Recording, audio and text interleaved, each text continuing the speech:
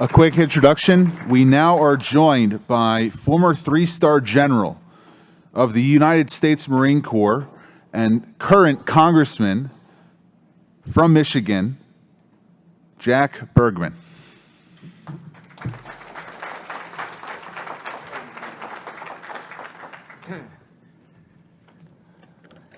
No Marine jokes this morning, folks. Okay. It's an honor to be with you, and I'll get right to the point very quickly. What isn't in my bio is that I also was an airline pilot for Northwest Airlines. And on September 11th, 2001, after having been trained for 30 years as crews how to deal with hijackers, our world changed in a matter of a couple of hours. So you saw that 3 of 4 flights that day were successful. The 4th, United 93, that went down in central Pennsylvania, was not, because the change had occurred very quickly in how the threat had changed. Because for decades, we as airline crews had been trained, don't make the hijacker mad. All they want to do is they want to get a free ride somewhere, make a statement, blah, blah, blah, whatever it is, just get the plane on the ground. Our adversaries knew how we would react as a crew, okay? The point of me opening with that is that when you become predictable, you are defeatable. So for those of us who like to think that we can predict life, know that we make ourselves vulnerable in the process. But certain things you can predict over time based upon an individual, or in this case, a country's behavior, that can give you a high degree of predictability as to where they're coming from and where their goals are.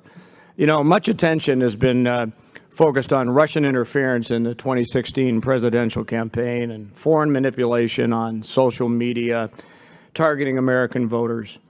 Not as much attention is being paid to foreign cyber terrorism affecting the lives of individual citizens or to foreign sponsors of terrorism. In 2014, for example, North Korea was believed to have been behind a major hack of Sony Pictures and its executives as well. Last year, we learned that Qatar's news outlet, Al Jazeera, ran a months-long spy operation aimed at U.S. Jews and pro-Israel groups. And the Gulf nation had hacked prominent private citizens in the United States. That Qatar is involved in cyber attacks shouldn't be a surprise. It's also long been a sponsor of terrorism and continues to fund Hamas. You know Hamas, a designated terrorist organization by the European Union, the United States, and numerous other countries.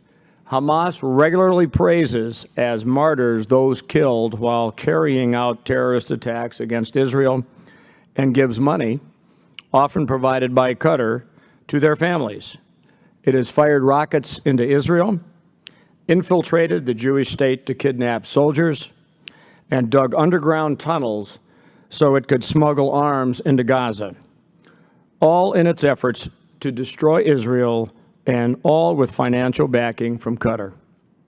Qatar has also supported other terrorist groups, including the Islamist Muslim Brotherhood, the Taliban, Al-Qaeda.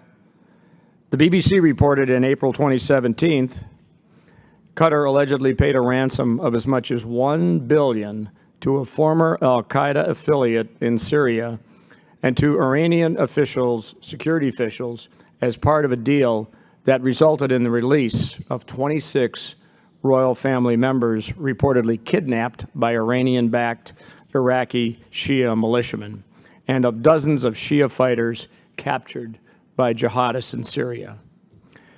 The Anti-Defamation League last month pointing to abhorrent, hateful, anti-Semitic cartoons that demonize Jews and often appear on editorial pages, called on the Qatari government to follow its own press law that prohibits, quote, the publication of any ridicule of or contempt toward any of the religions or their doctrines, including any motivation of sectarian, racial, or religious trends, or any content that harms the goodwill toward a person through defamation, end quote.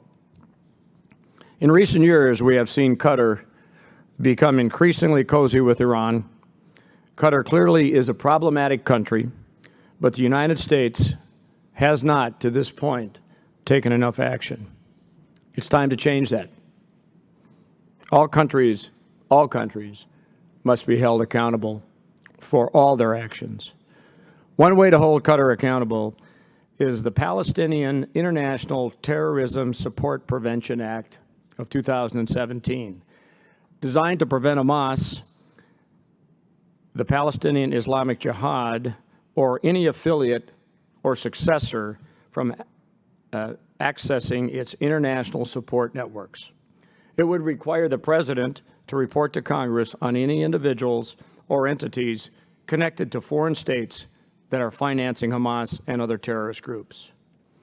An additional way to hold Qatar accountable would be to enable U.S. victims of terrorism to sue in U.S. courts the Gulf nations or entities it supports. For years, U.S. victims of terrorism have been able to sue state sponsors of terrorism for the pain that those SSTs, state sponsors of terrorism, have inflicted. Iran, for example, has billions of dollars frozen in U.S. banks as victims attempt to claim its assets for restitution. It's time to change that and empower affected families to use civil litigation as an additional path to end Qatari support for Palestinian terrorist groups. The 1976 Foreign Sovereign Immunities Act put into law a long-standing practice of honoring sovereign immunity when anyone files in a U.S. court a civil lawsuit against a foreign government, civil litigation against a foreign government. Amendments to the Foreign Sovereign Immunities Act are not allowed without precedent. The Justice Against Sponsors of Terrorism Act allowed victims of foreign terrorism committed on U.S. soil to sue. It's time, it's past time, for another amendment to the Foreign Sovereign Immunities Act, one that would allow a terrorism exception to the jurisdictional immunity of a foreign state, whether this is physical terrorism or cyber terrorism. So long as Qatar sponsors terrorism, it should not be protected. Now, I opened with the reality of where I'm coming from in the world as a pilot who 9/11 was deeply ingrained in how I had to do my job after that. As a Marine and sending America's greatest treasure, it's young people who have chosen to serve in the military, into harm's way in other parts of the world, I take that even more seriously. The second toughest thing I've ever had to do in life is to go into combat. The toughest thing I've ever had to do in life is send others.